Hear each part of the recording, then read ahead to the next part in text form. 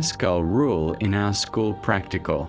अब यहाँ हेर्न सक्नुहुन्छ हामीले चाहिँ पहिला यो गिलासमा चाहिँ नर्मल पानी धाराको पानी हालिसकेका छौँ जहाँ यतापट्टि चाहिँ हामीले नुन हालेको नुनेलो चाहिँ नुन पानी मिसाएका छौँ। अब चाहिँ पहिला हामीले यहाँ कागती हाल्छौँ धाराको पानीमा नर्मल पानीमा कागती हाल्दाखेरि यो भने डुबो। अब हामीले फेरि नुनेलो पानीमा कागती हाल्छौँ जहाँ कागती चाहिँ माथि माथि तैरिएको छ। किन माथि छ भन्ने कुरा हामीले अब जानकारी यहाँहरूलाई गराउन चाहन्छौँ।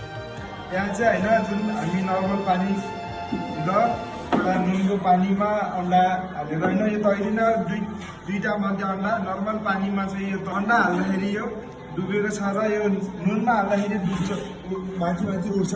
यो कारण किन भने चाहिँ मेरो साथी भन्न चाहन्छु।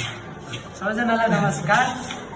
मेरो साथीले सबै कुरा भन्नु भइसकेको छ तर यो किन भन्नुपर्दा खासमा नर्मल पानीमा भने अन्डाको तौल नर्मल पानीभन्दा बढी भएको कारणले अब यहाँ हेर्नुपर्दाखेरि नुन घोलिएको पानीमा चाहिँ नुन पानीको घनत्व भने बढी हुन्छ जसले गर्दा अप्सरसले माथि तैराइरहेको छ अन्डालाई।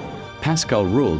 In real life. र म बताउन छु कि रियल लाइफमा चाहिँ यसरी काम गर्छ।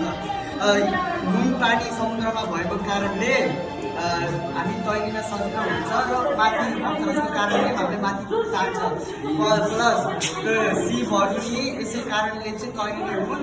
यदि नुन भए सिपहरू डुब्ने थिए। धन्यवाद। Thanks for watching.